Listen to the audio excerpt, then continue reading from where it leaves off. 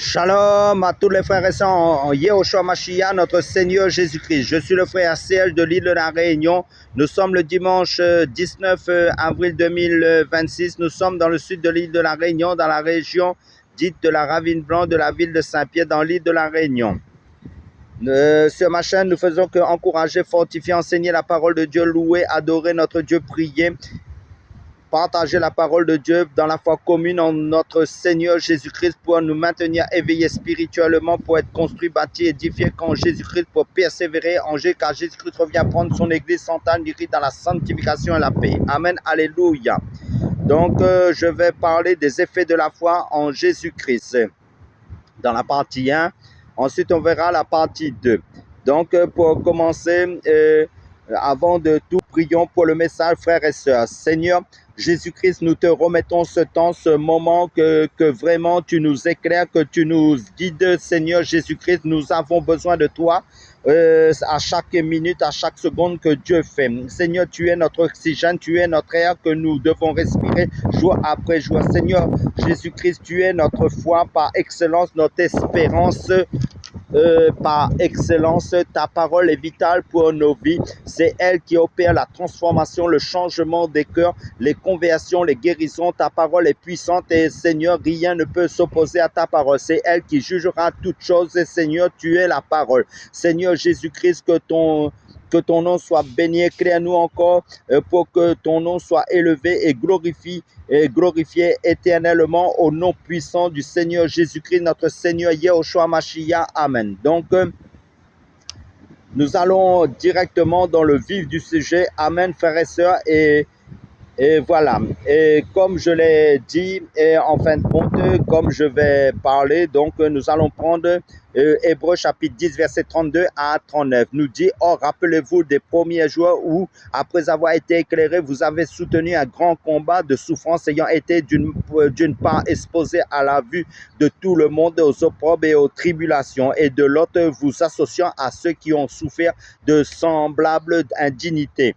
Car vous avez aussi pris part à la souffrance de mes liens et vous avez accepté avec joie l'enlèvement de vos biens, sachant en vous-même que vous avez dans les cieux des biens meilleurs et permanents. N'abandonnez donc pas cette fermeté que vous avez fait paraître et qui sera bien récompensée parce que vous avez besoin de patience afin qu'après avoir fait la volonté de Dieu, vous obteniez la promesse. Et car encore un peu de temps et celui qui doit venir viendra et il ne tardera pas. Or, le juste vivra par la foi. Or, mais si quelqu'un se retient, mon âme ne prend pas de plaisir en lui. Mais nous ne sommes pas de ceux qui se retirent pour se perdre, mais de ceux qui ont la foi pour le salut de leur âme. Amen. Alléluia.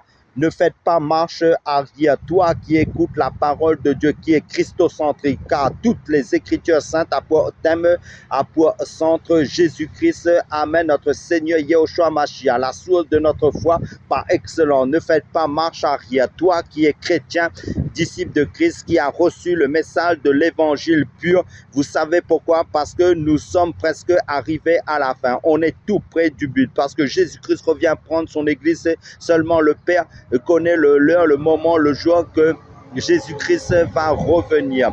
Alléluia. On est tout près du but. L'auteur du livre des Hébreux a écrit cette lettre aux personnes qui étaient abattues. Il a écrit cette épître aux chrétiens qui étaient persécutés, aux chrétiens qui étaient dans l'affliction à cause de leur foi en Jésus-Christ. Je voudrais parler aux chrétiens, aux enfants de Dieu d'abord, au sein de ma génération actuelle, dans tout le monde entier et à venir. À ceux et à celles qui aspirent à l'éternité, à ceux et à celles qui ont goûté à la parole de Dieu, à l'épouse de Christ, parce que les temps à venir seront de plus en plus corsés, de plus en plus difficiles. Et la Bible nous dit que toute chose concourt au bien de ceux qui aiment Dieu. Donc, que ce soit les moments faciles comme des moments difficiles.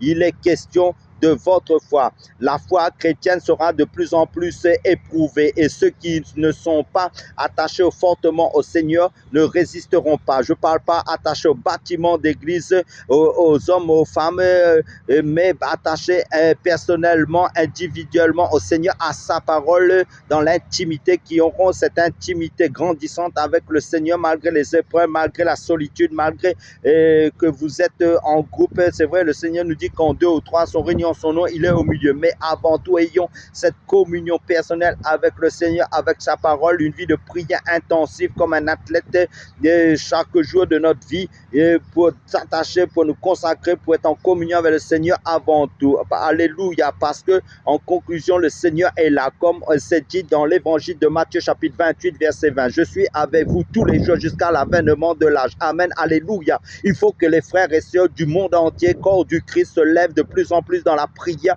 et s'attachent davantage au Seigneur Jésus, parce que nous sommes dans le temps de l'apostasie grandissante. Les ténèbres deviennent de plus en plus épaisses dans les choses qui est contraire à la parole de Dieu. La loi, les lois du monde est contraire à la loi de Dieu, et comme vous le savez, les choses vont s'empirer, parce que Jésus va revenir quand les hommes diront paix et sécurité. Là, il y aura une ruine soudaine, comme c'est dit le Seigneur, dans les temps de la séduction, dans les temps de la fausse paix, dans les temps où les gens diront le bien et c'est le mal, c'est le bien, et le mal et le bien, c'est le mal. Donc tout sera inversé, parce que nous allons de plus en plus être serrés, pressés, voyez. Et l'auteur de l'épître aux Hébreux nous dit que ces chrétiens étaient exposés aux opprobes, aux tribulations, voyez, l'opprobre, les outrages, les afflictions à cause de la vérité, de la sanctification, car ce monde rejette la sanctification, rejette la paix selon Dieu, mais aime les œuvres de la chair, parce que les œuvres de la chair est contraire aux œuvres du Saint-Esprit. Amen, alléluia. Ils auront l'apparence de la piété, mais reniant ce qui en fait la force, ce qui signifie ne vivant comme ce seront comme des tombeaux blanchis. Amen, alléluia. Des religieux, il y en a beaucoup. Oui, c'est comme dans le temps où Jésus est venu. Ils avaient l'apparence, mais dedans le cœur n'était pas transformé. Le chemin que vous avez choisi, la vie que vous avez choisie, n'est-ce pas, vous coûtera cher. L'apôtre Paul nous dit dans Actes des Apôtres chapitre 14 verset 22, nous dit c'est par beaucoup de tribulations qu'il nous faut entrer dans le royaume de Dieu, sinon ce serait trop facile. L'éternité, vous vous rendez compte, on reçoit l'éternité, nous avons reçu la vie éternelle, donc l'ennemi ne va pas rester assis les bras croisés, nous laisser tranquilles, aller jusqu'au ciel, sachant que lui a perdu le ciel. C'est trop facile. Alléluia. On vous a trompé si on vous a dit que la vie chrétienne, c'est en fait un chemin, en fin de compte, facile. La vie chrétienne, c'est le chemin étroit et resserré, car le Seigneur nous a dit que celui qui veut le suivre renonce à tout et porte sa croix chaque jour. C'est pourquoi nous voulons parler de la foi. La foi. Voyez, la foi est indispensable à la guérison. Toutes les personnes qui ont reçu la guérison, le Seigneur dira, ta foi t'a sauvé. Voyez, à chaque fois qu'il guérissait une personne, il disait ta foi t'a sauvé. Le Seigneur dira à deux reprises, en fait, il y avait une femme syrophénicienne qui avait une fille malade, elle va voir le Seigneur pour la guérison de sa vie. Le Seigneur lui dira, il n'est pas bon de prendre le pain des enfants et de le donner aux petits chiens, aux petits chiens. Et cette femme qui avait la foi en Jésus-Christ, en Yehoshua Mashiach, lui dira, même les chiens mangent les miettes qui tombent de la table. Le Seigneur dira qu'il n'avait pas trouvé une foi aussi grande en Israël. Vous vous rendez compte, frères et sœurs, il y avait de grands docteurs en Israël, il y avait de grands enseignants en Israël, mais il n'avait pas cette foi que cette femme avait. Une autre fois, c'était un officier romain qui avait un serviteur malade auquel il était très attaché. Il a envoyé des gens, des juifs au Seigneur, pour guérir son serviteur. Le Seigneur se rendait chez lui. Cet officier romain envoie d'autres personnes pour dire au Seigneur, ne te donne pas la peine de venir chez moi, car moi qui est soumis à des supérieurs, j'ai des soldats sous mes ordres, et si je dis à l'un va et il va, et si je dis à l'autre viens et il vient. Seigneur, dis seulement un mot et mon serviteur sera guéri. Et le Seigneur était touché par la foi de cet officier romain. Le Seigneur dira même qu'il n'a pas trouvé une foi aussi grande en Israël. Vous vous rendez compte, frères et sœurs, qu'est-ce que la foi? La foi te détache du monde, de toutes sortes de sources.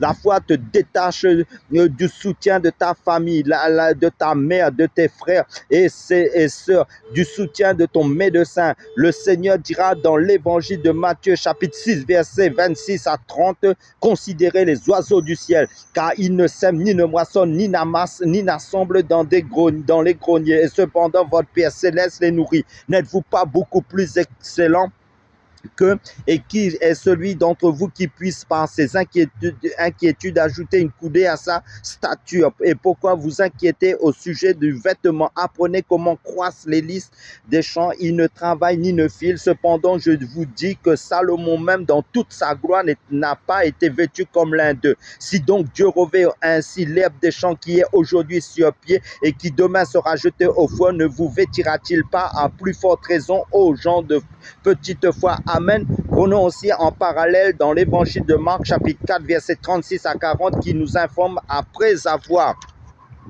renvoyé la foule, ils l'emmenèrent avec eux dans la barque. Et il y avait aussi d'autres petites barques avec lui. Et il se leva un grand tourbillon de vent et les flots se jetaient dans la barque, de sorte qu'elle se remplissait déjà. Et lui, il dormait à la poupe sur un oreiller. Et il le réveillait et lui dit: Maître, ne t'inquiètes-tu pas de ce que nous périssons? S'étant réveillé, il menaça le vent et dit à la mer: silence, tais-toi. Et le vent cessa, et il eut un grand calme. Puis il leur dit: pourquoi avez-vous si peur? Comment n'avez-vous pas de foi dans tes épreuves? Pourquoi dis-tu que tu es seul? Quand le Seigneur permet cela pour voir si tu as la foi en lui seul. Car dans tes combats pour voir si tu as la foi. Et beaucoup n'ont pas la foi. Pourquoi? Parce que nous sommes dictés par nos cinq sens. Nous voulons voir, toucher d'abord. Alors que la foi, c'est de croire d'abord. Oui, la foi véritable vient de ce que l'on entend. Et ce qui est la parole de Christ. C'est quoi? C'est vrai.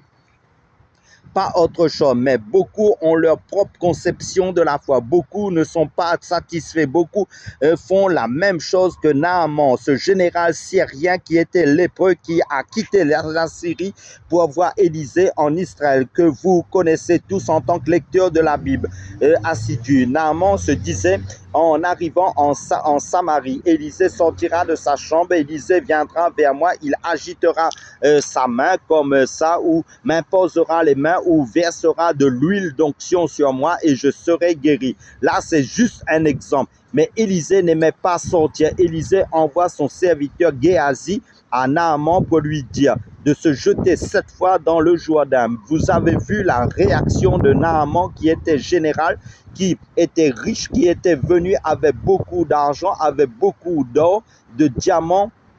Moi, Naaman, grand général syrien, j'ai laissé de grands fleuves dans mon pays, l'Abana et le Papa, et là, on me demande d'aller me baigner de 7 fois dans le Jourdain.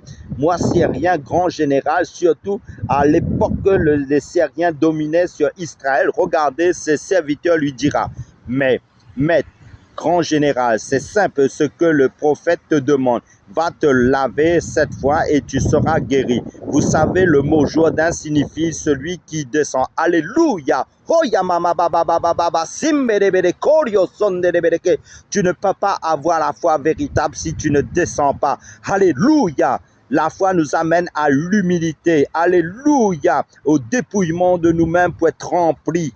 Donc, il faut, la foi, c'est quelque part le fait de sortir, le fait de s'abaisser, le fait de renoncer, le fait de dire qu'on n'est rien. Et c'est le Seigneur qui a tout pour nous remplir de ce que nous avons besoin. Alléluia, de s'appuyer, car Jésus-Christ est la source, car c'est de lui, par lui et pour lui sont toutes choses. Alléluia, il est la source de notre vie.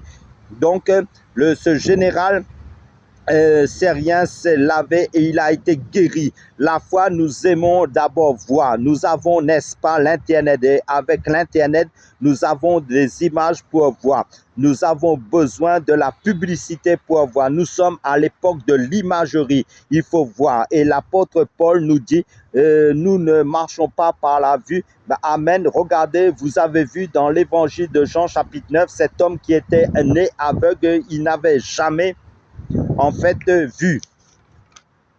Le Seigneur aurait pu lui dire une simple parole et le guérir, mais le Seigneur crache par terre, fait de la boue avec sa salive et lui met une bonne couche de boue sur les yeux.